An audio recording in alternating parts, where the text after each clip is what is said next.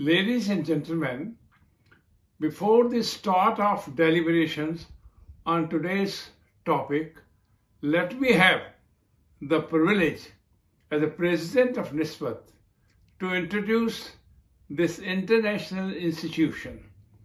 Established in 1990, it has now become a think tank organization with association of more than 90 experts and scholars on various subjects who provide inputs to us.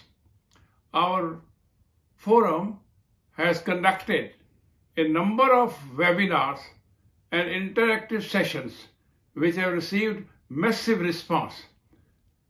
I am sure our session today would be of great interest to you all. Thank you. Good morning, good afternoon, and good evening to all the listeners on this group. On behalf of NISSMAT, that is National Institute of Safety, Security Management and Applied Technology, I welcome you all this morning for an important discussion that we have on terrorism in Jammu Division, its causes and remedies. For this, we have two very distinguished speakers. One is Dr. Ajai Sahni. He is the Executive Director of the Institute of Conflict Management. He has also worked on South Asian Terrorism Portal and Khalistan Extremism Monitor.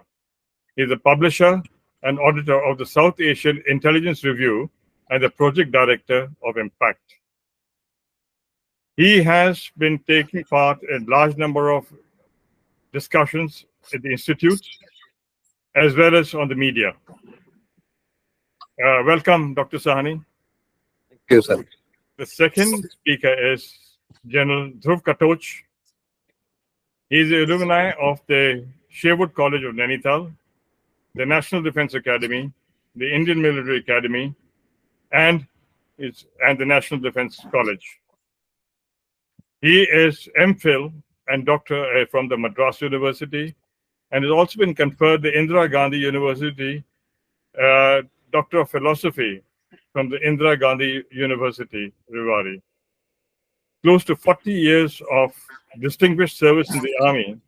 He was awarded the VSM and Sena Medal and the VSM. He has taken part in all, he has operated in all the border areas and also during Pavan in Sri Lanka. After retirement, he joined the Center for Land Warfare Studies and was the director there. Presently, he is with the India Foundation. Welcome you both for this discussion that we had. Thank you.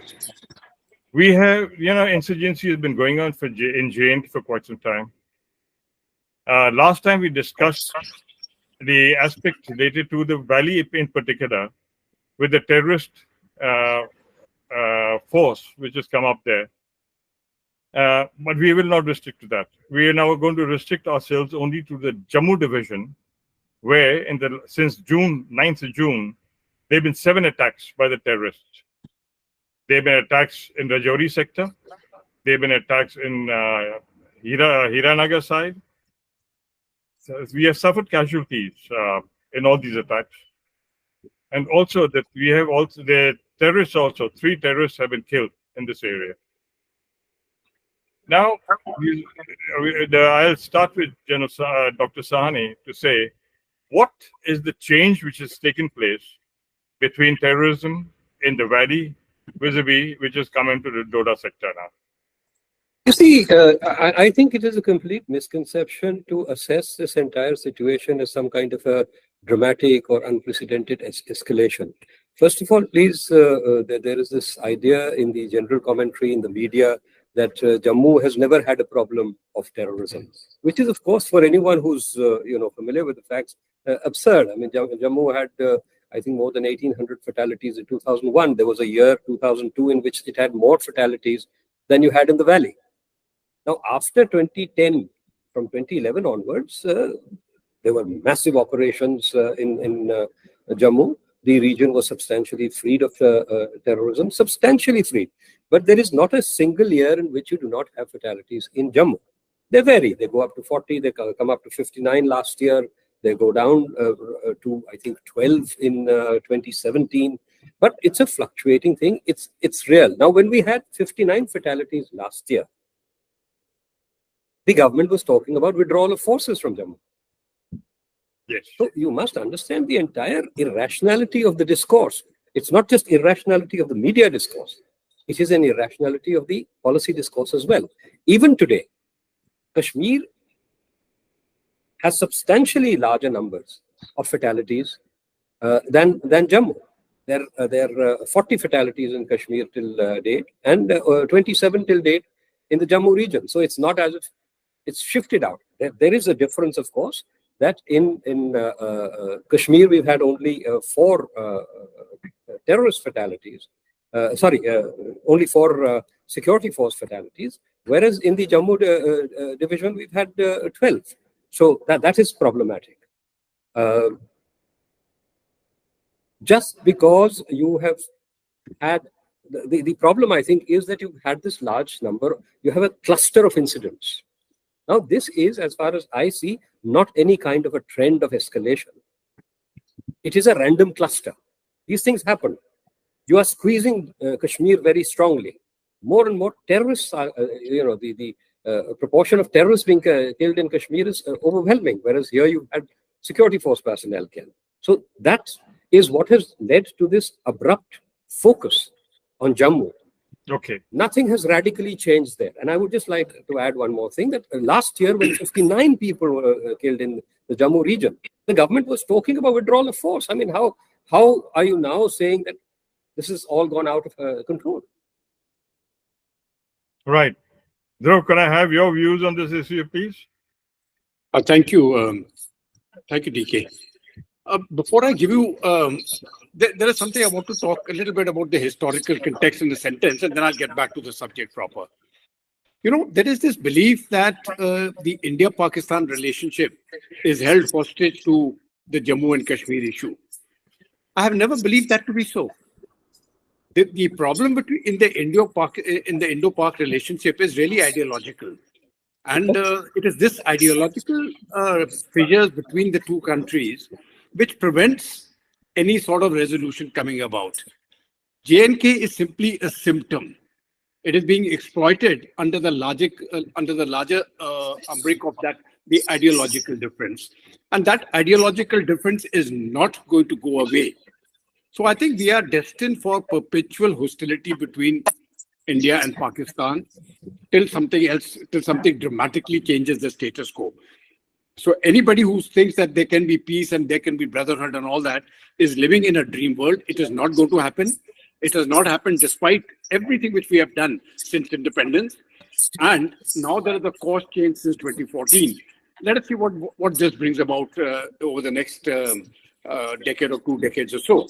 Because it is my belief that if we have, there is no way in which India and Pakistan can live as friends. But can we accept the fact that we will be enemies, and then can we find a modus vivendi to sort of live within that ambit? Now, Dr. Sahni has made a very valid point, you see. Problems have continued in Jammu also for a very long period of time. Yes. Now, there is something in our very genes, or possibly in the Indian gene, both the political and the military mind, that you want to declare victory a little bit early. You see, you haven't achieved victory. Firstly, we haven't been able to define victory. What exactly do you mean by victory? And without that definition, you go in for a withdrawal of forces from the Jammu Division, which I think which is not a correct decision. And everybody said, no, Jammu, it's got a majority Hindu population and all that. But you see, people haven't even realized the population mix. When you're looking at the border areas, there are largely Muslim inhabited areas. And there are, it is very close to the border. So when you start thinking that, no, it is an area which won't have, which won't have any element of radicalized youth, I think we are living in a dream world. It doesn't happen that way. You're looking at Rajori, you're going to Poonch, you're looking at that entire Doda belt. Please have a look at the population matrix. It doesn't work out that way. So But I thought Doda area has demography is 50% Hindus and 50% Muslims. Absolutely. I'm not denying that. But when you're looking at a majority, you're looking at say about 80 to 90%. It doesn't work that way in the Jammu division. You see, in Kashmir, when you're looking at Kashmir, it is practically 100% Muslim now after the Hindus have been driven out, right? But in Jammu, there has been no exodus of any type of people. So that population remains the same as what it was percentage-wise. There may be a slight variation since the last few decades, right? But to presume that there is any population devoid of Muslims, it doesn't really work there. So, especially in the remote border areas, and it is those areas which really, where there will be some people. I'm not talking about the masses. If there is mass support, there is problems. There is that a very small percentage of people who are radicalized or for any other reason, for fear, for any other reason, they extend that support to them. At the macro level, would it be prudent to state or think that the spurt of insurgency which is now taking place both in the valley as well as in Jammu Division could be attributed to the proposed election in the month of September to thwart it? No, you're right. You see, the way I've looked at it is there were two. One is in the world opinion. When you're looking at the world stage, the global stage, Pakistan stands isolated diplomatically and politically to a very large extent. You see, and that has been a success of the Indian policy over the last decade. That cannot be denied. Now they want to get Kashmir back into relevance. And they're desperate for that. So they tried it in the Kashmir division. The earlier support which they would get, and this is an important point. This is my own analysis. There was a nexus. You had a person called Gilani there who couldn't win the elections, yes, but who was very, very powerful as a political leader. And even to get any form of government job in the Kashmir division, you required a chit from Gilani. There's adequate evidence to support my statement. Now, we found that nexus was there between Gilani and the political parties, the two major political parties there, and between Gilani and the Pakistani establishment. So, in a sense, you had an indirect nexus between the Pakistani establishment and the political parties, the Abdullahs and the Mufti parties. The two family-based parties with the Pakistanis. So that indirect linkages are there. And what the application of 370 did was, it was the first step in breaking those linkages. Now, those linkages kept on getting weaker and weaker, and now they're substantially weakened. But the point is, they can reappear again. And the way the operations are being structured in the Kashmir division, the shift took place towards the south of the Pir Panjal. Yeah. And that is what we see. Now, there is also... I don't really believe what the person is saying, but there is one of the commentators, a Pakistani commentator who's living in, he's not living in Pakistan. He belongs to Gilgit-Baltistan, I think. And he's saying that about 600 odd people had come from the Pakistani special forces inside. I don't give any credit. I don't give much credence to that. But I do give credence to the fact that the operations which have taken place, there have been personnel from the Pakistan military involved in that. Right, but to talk of 600, I think it is a very big number, and it also shows, as in a sense, a desperation. Because what happened was that when we withdrew our forces, and you took out 2 brigades, I think, from there, and you send them to the east on the Chinese border in eastern Ladakh. Now, once that those gaps weren't filled, and once a vacuum comes up, it isn't instantaneous that a vacuum has come up and somebody will move in inside. I think it has taken the Pakistanis 2 years or 3 years since then to fill up the gap and to start operating again. It is not easy to start operating even for the Pakistanis. But they have done it now. We'll break it now, and again, we'll get back to the status quo. So that the operation, I think, what Pakistan has been able to do, now they will be countered. But then, we have suffered very heavy casualties. I do not think that same trend is going to continue. In my view, I think it is over. But to state that there'll be no further operations from the Pakistani side, no, they will continue. Regardless of what we do, there will be times when they will be able to hit successfully. For us, there are many initiatives which are required, but I'll get to that in the subsequent steps. Okay. Dr. Sahni had very correctly mentioned that apparently over a period of time, this area has been devoid of the security grid because there were no major incidents taking place in the Jammu Division per se. And now if you see all the operations which are going on by the terrorists, they are not anywhere close to the habitation. Like we had the British Defense Force, which was trained. They did a commendable job. All these chaps who are operating now from across the border, they are in the high reaches. They are in the high reaches where the population is very small. Migrant population from the plains, which have come up with their cattle up there for the grazing of the cattle, they probably may getting some support from them or by intimidation of the population to give them the logistic support. Would that be correct to state that way? There are a couple of things I'd like to sort of perhaps introduce a slightly discordant note. General Mehta, you said that there is this, I'm using a different word, I think a spike or surge in terrorism in Jammu. There isn't, or in Jammu and Kashmir. There isn't. Last year, we had 134 fatalities in Jammu and Kashmir. This year, we are right into the 8th month. We have a total of 67, 27 in Jammu, 40 in Kashmir. There is no surge. Okay? This is, you could say, this is a minimal, maintainable level of terrorism. It will keep shifting its patterns and locations. But this is something, as long as Pakistan has intent and purpose, and they continue, as General Katoch is saying, they're going to carry on with their mischief. There is a certain minimum that they can have a shifting sort of focus. I agree completely with General Katoch that this is not going to be a trend in Jammu. This is going to be contained. You may take a few more hits. The other thing you must understand is that even in Jammu, entirely in Kashmir, but even in Jammu, an overwhelming number of fatalities that have been taken by the forces are in security force initiated operations. General Katoch will probably talk about the details of the terrain over there, which makes it so difficult to operate, especially if your numbers are small. The second point of discordance that I'd like to introduce is that I do not think Article 370 or the abrogation of Article 370 has absolutely anything to do with the situation. Nothing at all.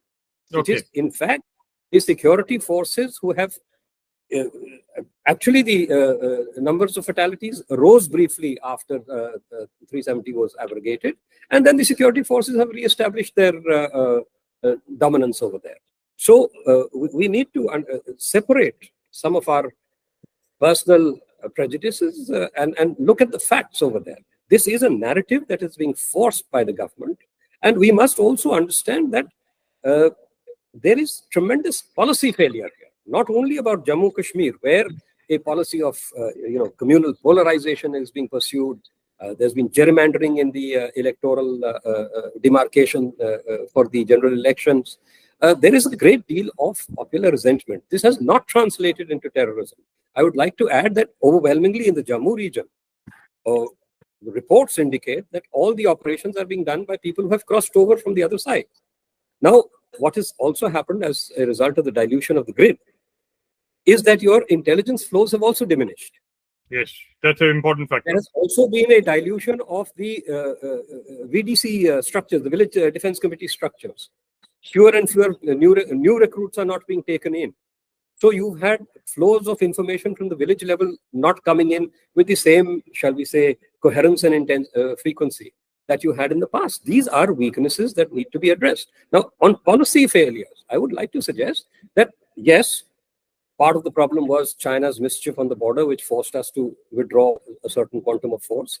Part was the incorrect assessment that Jammu is now free of terrorism, so we don't need force over there. But a third element that you must look at is the weakening of the Indian armed forces. Close to 180,000 strength of the Indian army has been decreased since COVID, partly because of 2 years of non-recruitment, thereafter because of this ill-conceived Agnipath scheme. So we are completely absorbed with an externally imposed argument that we don't need such a large army. Who says we don't need such a large army? Is this a strategic assessment? Or is it Oh, but America is reducing its force, so we can also reduce our force. China is reducing its force, so we can also. China doesn't have multiple insurgencies in the country. Yes. Your force strength has to be defined by your challenges, by your technological capabilities and competencies. We are talking about a 2.5 front war that we have to prepare for. Do we have the force required? America is reducing its force numbers. Look at the hash that America has made in every theater of counterinsurgency. They have the best technologies in the world, and they fail every time. Why? Because we do not have the right numbers. So this blind acceptance of received wisdom, which gets translated into policy in this country. And what are we trying to do? Oh, we don't have money to pay pensions. We don't have money to have such a large army. We need it for. Why have you continuously reduced the defense budget? In real terms, because of the inflationary pressures, and in terms of GDP proportion. We are down to 1.9%. There was a time when India was spending 4.25%. And for decades, between 3 and 4.25% of GDP. I agree Were with we you. not a poor country then? We are not supposed to be world leaders. Sorry. Post levels have been reduced in this area. Dhruv, since you were in a very senior appointment looking into this area, what do you feel is the terrain helping the terrorists in this area in terms of the terrain factor in particular? You see, when you're looking at, there are many places here where the road is going, and you cannot position troops everywhere. So let us say you've got 1 million strong army and you put all of them there, even that is not enough. Because there will always be a spot by which you can actually take on a person. Now, what the army would do earlier was that if we had to go from point A to point B, we had the standard road opening drills. The road would be open and then the convoys would go through very comfortably and all that. So now, once peace settled in, I think those for movement of individual, like 2 or 3 vehicles or 4 vehicles, there was no ROP. I mean, the vehicles would just moved. And, they would go wherever they had to go, and there was no problems. Now, it is on the movement of isolated vehicles. I'm not talking about a single vehicle. I'm talking about a move of, say, 1 or 2 vehicles. When they go, and over a period of time, intelligence by the hostiles is developed that, okay, this particular, at some point of time, on this track, a vehicle movement takes place. Now it is very easy to position somebody there with a rifle and take a pot shot. You get lucky, you hit the person, and you've taken 2 or 3 casualties. You hit the headlines. Yeah. In a real sense, that is what has happened now. In a real sense, that is exactly what has happened now. That they have been able to carry out these ambushes. Now, once, of course, they've carried out these ambushes, we are alert, and it won't happen again. But the point was, it did occur, and so to that extent, there was a loss. But there are 2 things which I must, with Dr. Sahni, he's made a statement, and though it's outside this topic, but I think I'll give my side of it. The question of 370 going was really the linkages. It has got nothing to do with the fighting the insurgency. You broke those political linkages, which were very, very strong. I know it. I've seen it. So I'm not going to even question it. I've seen it practically. I know what is happening on the ground. And once those linkages got broken, it has become much more difficult now for those people to carry out operations. My sole point in this is, if you have not done it, regardless of the amount of people you put from the army side, you put in 1,000 or 100,000 troops, you will not get a solution. We are better off now than what it was otherwise.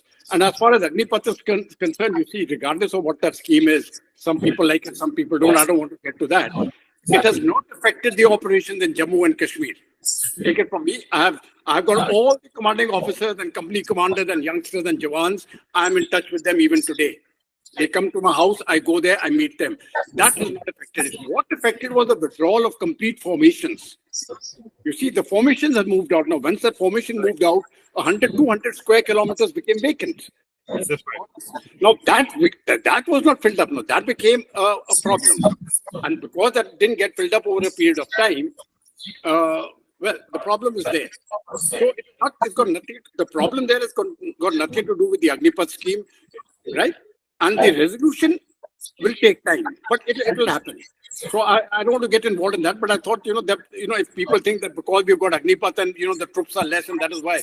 The troops are not less because of Agnipath or the Agnipath scheme. The troops are less because the formations were de-inducted from there, and that is where the problem lies. As I told you, DK, just one sentence, for God's sake, do not declare victory unless you have defined victory. So they defined victory, they said, okay, today is peace, and you withdraw them. I think that is a very retrograde decision, because there is tremendous pressure, for everybody to say, okay, we have done well. You have to resist that pressure and continue with it till victory is actually achieved. Or as they say in cricket, till the last ball is balled. Why I raise this question of terrain is, I've operated both in the Kashmir Valley as well as in this area. The movement in Kashmir Valley being an open area is better, whereas this area, be it Doda, Kishtwar, Vadarwa, is highly mountainous, very thick vegetation, very few roads and road communication.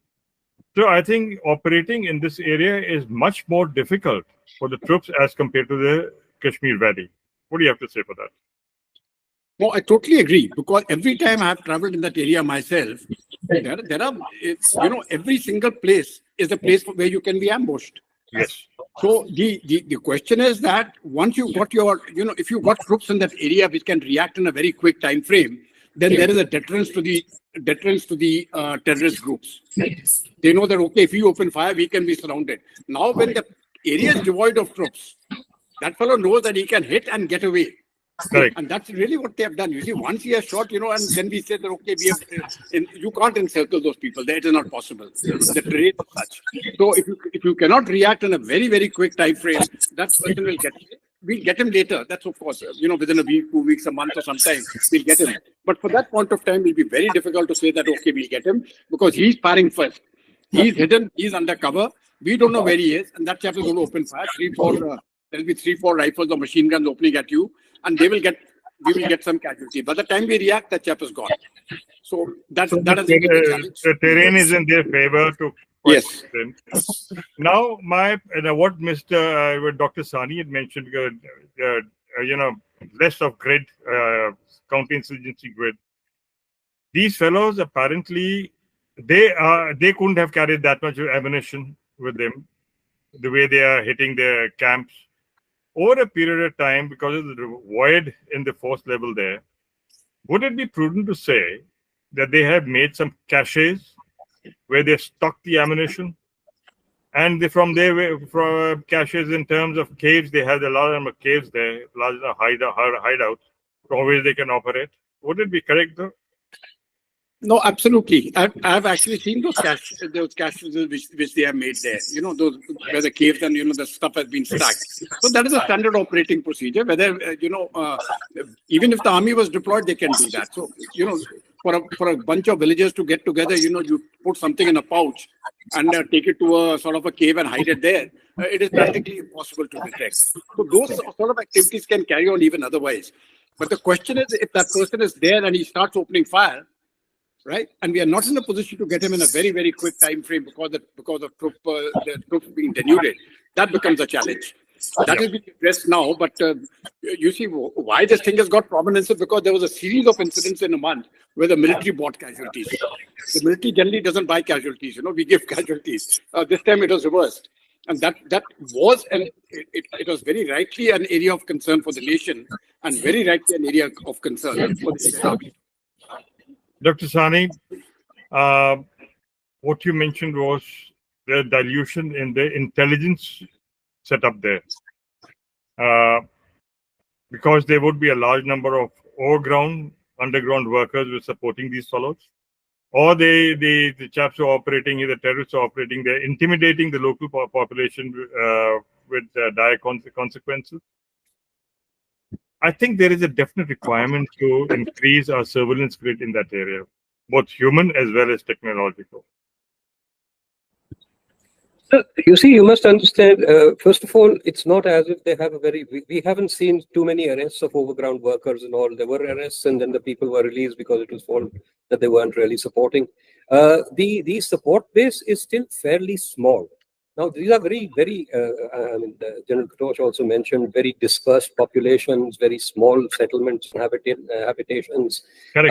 These people are, number one, vulnerable on a multiplicity of planes. They're very poor. There is an extremely impoverished belt. So people will give you services for a combination of intimidation and money. Yes. They will help, they will guide you, they will take it. Now, one of the consequences, you can't have a separate intelligence. This is a vast area. I mean, the undivided Doda region was 3/4 of the valley, if you recall. Now it's more than, I think, still more than half the valley. The Jammu region is vast, comparatively speaking. You can't have an intelligence network over here, human intelligence network over here, unless you have a fairly well-established distribution of your army and security forces. You have, in other words, you have to restore the grid.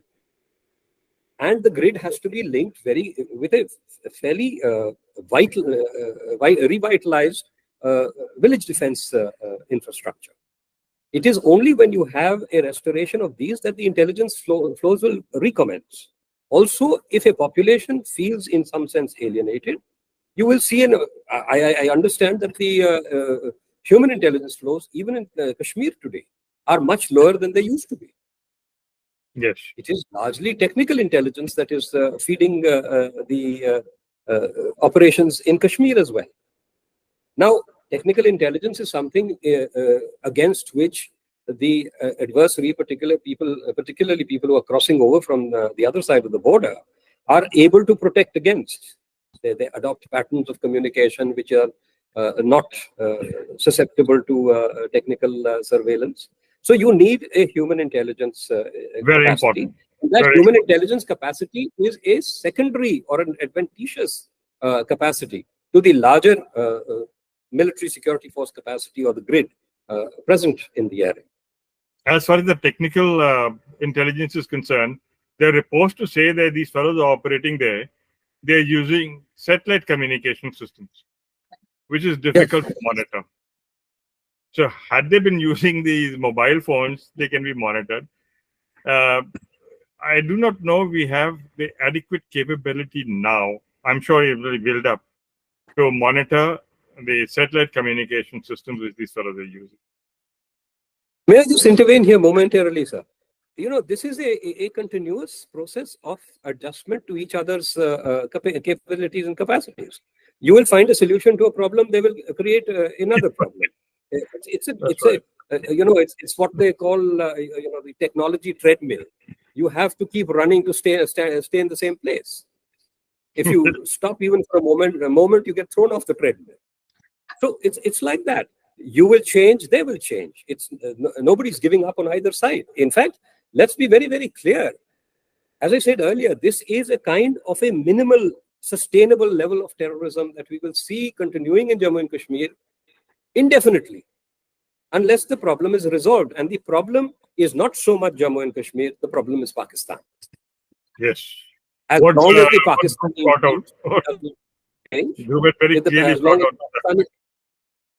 as long as the Pakistani intent does not change, this is a level of violence that can be sustained for many years to come. Yes, we have defeated terrorism on our own soil, despite Pakistani support, despite external support in the northeast as well for multiple insurgencies, in Punjab, on the western border. So it can be done, but Kashmir is a very different issue in terms of Pakistan's commitment. Also understand Pakistan's capabilities have diminished enormously. They are not, the people keep talking about we can't have a solution for Kashmir. I have constantly reiterated, the solution is already in play. We are resolved. When you bring an insurgency down from 3,500-4,000 fatalities a year to 120, 130 fatalities a year, you are resolving the problem. I use this analogy in one place. We have cured a cancer, and everybody is saying, oh, we have failed because we still have a common cold. What we have comparatively is a very small problem. This is a time for political outreach, not with Pakistan, with the people of Jammu and Kashmir. If the people of Jammu and Kashmir are compromised, if their loyalties are in doubt, well, that's in the entire Northeast. When we, a couple of decades ago, you went there, they said, oh, you are from India. Go there today, you don't see this mindset. So if we have to address this mindset. Yeah. And this mindset has to be addressed by politics. And it has to be addressed not by proxy politicians of the center. It has to be addressed by the local politicians. And abusing the local politicians and saying that they are all compromised. Well, if they were all compromised and if they were all in bed with the terrorists, why was the Bharatiya Janata Party in bed with them? You've had coalition after coalition with the NC, with the PDP. So if they're such terrible people, why were you having coalitions with them? So let's understand one thing. There is a lot of politicization in this discourse. We will eventually have to deal with the politicians of the area who are able to secure popular votes. We have already seen the results of the general elections. These have to be factored into our policies. And we need an outreach. Once the people accept, I am not saying that they will abruptly change their loyalties, they will give up on the entire idea of Azad Kashmir or whatever they want to call it. But once they accept that this way of terrorism is simply not serving, and most of them have already accepted that terrorism is not serving their interests, that Pakistan is not serving their interests. They may not have joined the flag waving Indian nation, but there is a transformation on the ground which we need to, if nothing else, there is a security transformation on the ground. The security forces have done their job. Their job is not to solve the problem. Their job is to contain violence. They have contained violence to a level which, to my mind, within the context of Jammu and Kashmir and the violence that we saw over there, is negligible. I use this word advisedly. Every single death is a tragedy.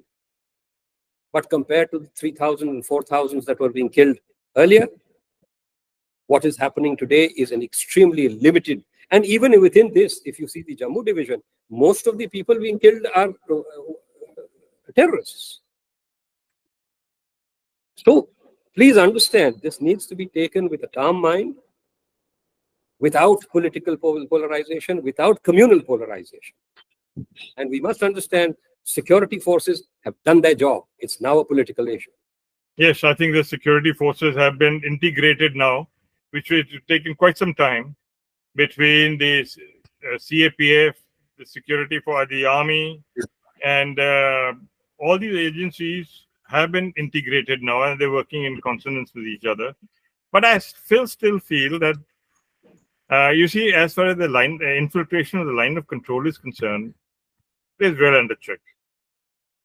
But these fellows who are operating in Jammu Division, they have come from across the border, the IB. I think we need to ginger up our security system along the IB. What do you say on this, Dhruv? No, I think we really don't have evidence as of now whether they've come across the IB or across the LC. As of now, I don't have the evidence, and unless you actually catch a chap and find out, we don't know. It is possible. Both are possible.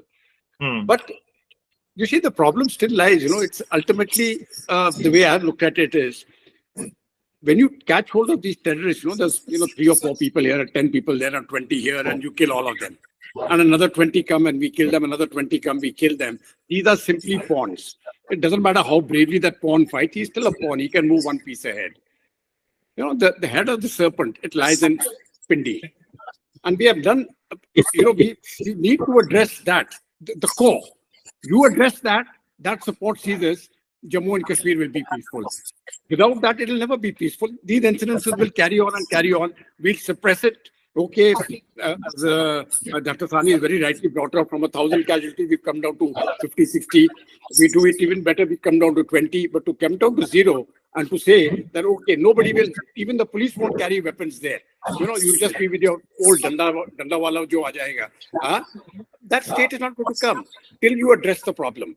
Now, how that is to be addressed, there are it is not the subject of this talk. It is something different that can be addressed. We'll discuss it later sometime. But that needs to be addressed, and I think that's a very important point. As far as this infiltration is concerned, we'll,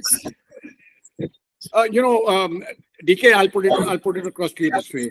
At my age today, let Pakistan put any number of fences, I'll get through. No. Absolutely. Absolutely. A small group of people, point. The entire Pakistan army is there, and they want to send across a small group of 5 or 6 people. Come on, they can do it. The Berlin Wall couldn't stop people. The American defense can't stop people. And, they've got the latest of technology. A small group will always get through. It is impossible to stop. Anyway, they come through, we'll sort them out. But I told you, they are the pawns. These pawns, 10 come, we kill them and all. And everybody who has come in, please take it from me. His time has started. The ulti gilti jisko bolte hain, he will be eliminated. It's over. It's a matter of time, but he will be killed. Yes. How do you make it so expensive for the Pakistan army that their chief says, okay, I can't take it anymore. Once that stage comes, then you will have peace. Otherwise, I don't see it happening as of now. In the present day scenario, the input I get from the valley is the surveillance system, the intelligence system, human in particular, what Dr. Sahni was mentioning, has become very potent. In a sense that bulk of the overground and underground workers have been identified and that action taken against them. I feel that in this area also, over a period of time, it can't be done overnight. We have to identify the support system, what these chaps have, and take action against them. For example, on this, the attack on the bus of pilgrims on the 9th of June, there's a chap from Rajouri who has been caught. These chaps, the terrorists had come and stayed in his house. He was the chap who guided them onto the ambush site, and he was the person who got them out of that place. So I think it's imperative now, we keep it at the tactical level, the operational level. I think we need to identify the overground and underground workers and take action against them. But it will take time. It can't be done overnight. May I just intervene here, sir, that this is already being done. One of the very strong things that has happened over the past years, first of all, is that action has also been taken against very high-profile individuals who were well-known to be supporters of the insurgency, who were well-known channels of, funding to the terrorists. And nobody touched them for decades and decades, including the family members of Mr. Gilani, who General Katoch mentioned. Now, this was a peculiar, say appeasement, say a peculiar failure of a particular mindset.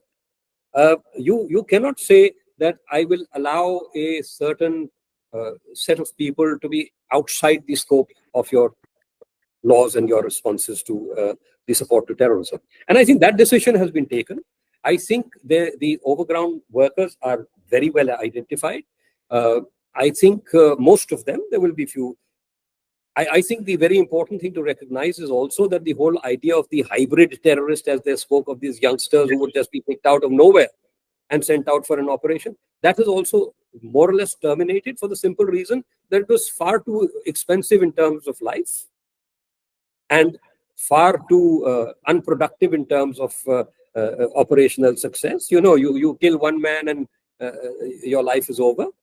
So I don't think they've been able to replenish or create a stream of continuous hybrid terrorists. And that is why we also have, this is the squeeze on Valley has pushed terrorism a little into the Jammu region. Also, the fact that Jammu has always been a very major route for infiltration.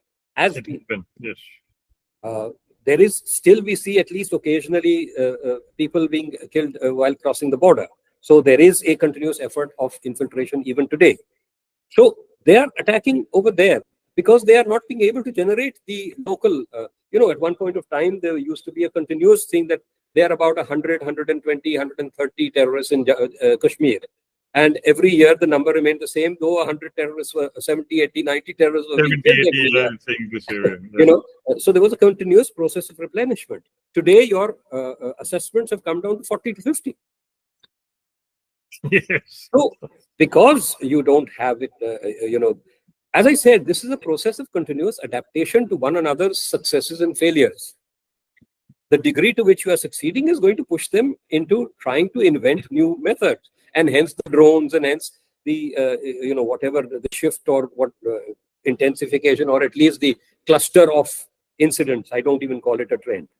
It's a cluster of incidents that have occurred in Jammu, and as General Katoch has said repeatedly, this will be taken care of. It's only a question of readjusting your own strategic and tactical perspectives, and the forces will dominate this area once again in a very short time. In very short time. Right. I think, if Dhruv, any points from your side? We are running out of time now. No, I think I'm totally with Dr. Sahni there. The forces will take care of it, right? But if anybody is in a delusion that the problem is going to go away, it's not going to happen. These incidents will keep taking place. And I absolutely get amazed when people, you know, make such statements on TV that, you know, that there'll be total peace and calm and all that. It doesn't happen that way. That total peace and calm will come when external support to the problem ceases. That is important. Once that comes, the rest will take care, and then we can have total peace. But otherwise, incidences will take place, and we will continue to handle them militarily and politically as well. DK. You see, today's report, which I got from somewhere, is that this J&K government has activated the Village Defense Force with better weapons. So, yeah, apparently earlier they were using the bolt action, now they must have given some semi-automatic weapons. And I was hearing to some people of this Village Defense Force talking, okay, we are now fully geared, we will not let these steps come up. So it implies that keep these fellows away from the habitation, let them wither off the wild, and certain areas which are devoid of population, where if they can get the sustenance, keep it under surveillance. For example, the Dhoks, where the Gujars are grazing the cattle, the Dhoks, you know, these sort of secluded areas, they need to be kept under surveillance, be it human intelligence or by some other means. I have nothing else to say. Anything, Dr. Sahni, sir? No, I think we've gone through a whole lot of things. And I think we should recognize very clearly that the problem in Jammu and Kashmir has been substantially contained. This whole idea that 3 people or 5 people or 12 people get killed somewhere and we are back in the 1990s, this discourse is absurd and should be repeatedly exposed as being absurd. Perfect. Thank you very much, Dr. Sahni. Thank you for having us. Thank you. Thank you very much. A very illuminating talk that we've had. I've learned a lot from the two of you. Thank you very much. Thank you. Bye-bye. Bye-bye.